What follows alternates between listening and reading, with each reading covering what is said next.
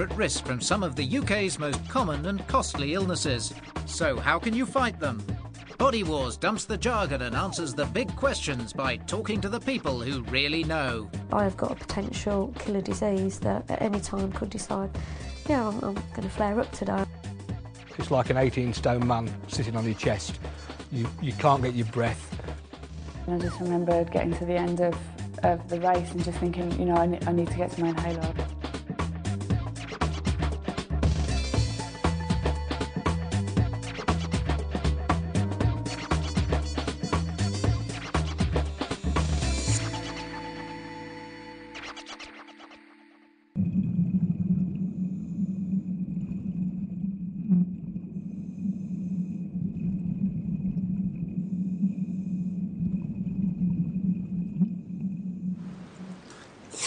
It's a marvellous thing, breathing, that most of us take it for granted until we run out of air or our face turns blue.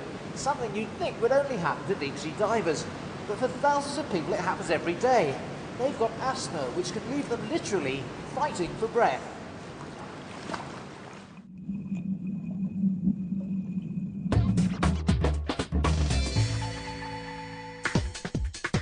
Well, this chronic illness causes one death every 7 hours in the UK. In Great Britain, more than 5 million people are currently being treated for asthma. Over 500,000 people with severe asthma are seriously worried their next attack will kill them. In the last 20 years, it has become the most common chronic childhood illness in the Western world and puts one British child in hospital every 17 minutes. 18 million working days are lost annually to asthma, and the condition costs the NHS over £850 million per year.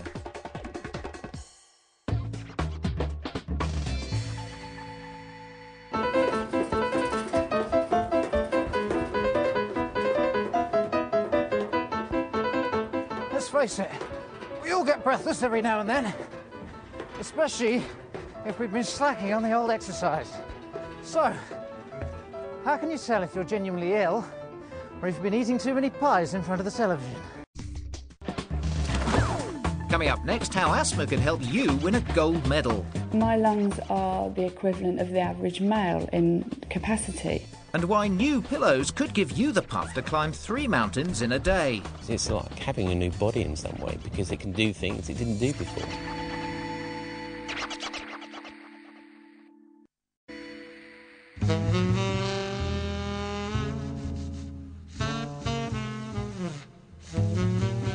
Well, hello.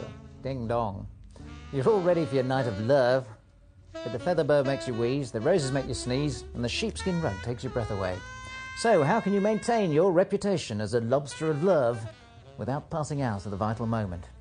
And don't even think about a cigarette afterwards.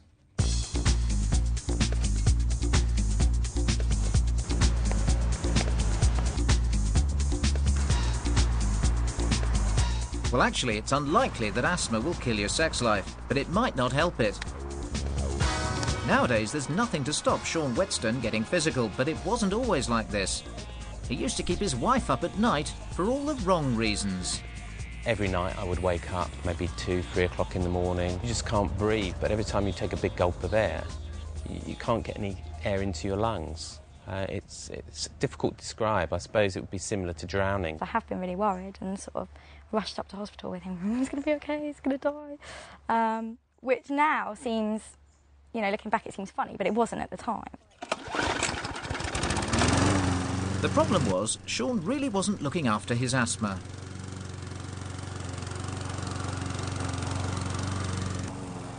I didn't take my preventer on a regular basis. I had pets. I lived by a main road. So I think I got to a crescendo of the highest or the worst condition I'd ever suffered in asthma in my life. So I was taking maybe up to 20 days off work a year.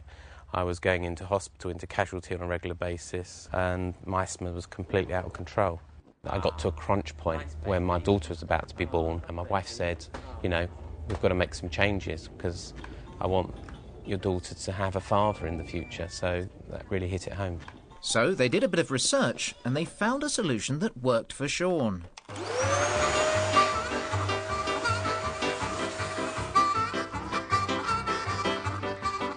We moved to a more rural setting away from pollution. We've put protective covers on all the mattresses, pillows. Instead of relaying carpets, we put all wooden floors down. My wife bought a Hoover that is a special allergic filter.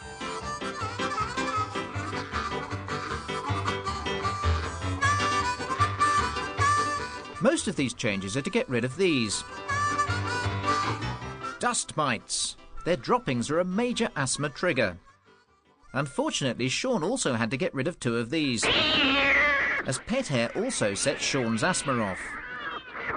And unfortunately, he had 2 cats before, left over from a previous girlfriend.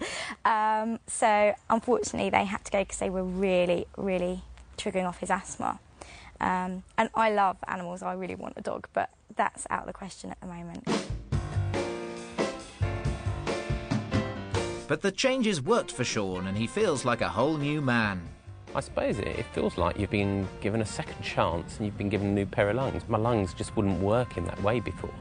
So it's like having a new body in some way, because it can do things it didn't do before. Sean's wife is not so worried that he'll run out of puff, but whether she can keep up with him. Last year, Sean did the 3 Peaks Challenge. That's 3 mountains in 24 hours. I'm really proud of him, because when I first met him, I couldn't imagine him doing anything like that. His fitness has improved just 150%, and his confidence as well in his own physical abilities. I think before he always felt like he was always the kid at school that couldn't keep up. His asthma was always holding him back. I don't wheeze, I don't wake up at night, I don't have to take any drugs, so for me it's a miracle cure.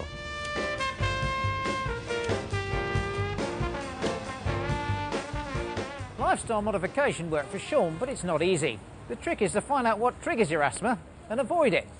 For example, if it's Chinese food, well, why not have an Italian? If it's red wine, you can still enjoy a glass of wine. If it's a wool sweater, well, why not switch to silk? Unfortunately, there are some triggers you can't avoid, like air pollution and exercise. So it doesn't work for everyone. If you and your partner both have asthma, there's a fair chance your kids will get it too. But in future, there are lots of new gadgets to help them. For example, they're developing a mobile phone that lets you know when the air quality is poor, so you know when to take your inhalers out with you. And talking of inhalers, there's a new generation of drugs that are both preventers and relievers, so you can have both drugs in just the one inhaler. Or how about a silly hat? Well, it takes your mind off the asthma. The reason I'm putting this on is that scientists have discovered if you flambe the muscles lining your breathing tubes to 60 degrees centigrade, it actually stops them from overreacting and prevents asthma. Not something I fancy. Or how about this? Hookworm. Now in Africa, where they have lots of hookworm infestation, they get anemic, but they don't get any asthma. And scientists are now trying to discover what it is about hookworm that prevents asthma without you having to swallow the worms. Which is a blessing, frankly. Cheers.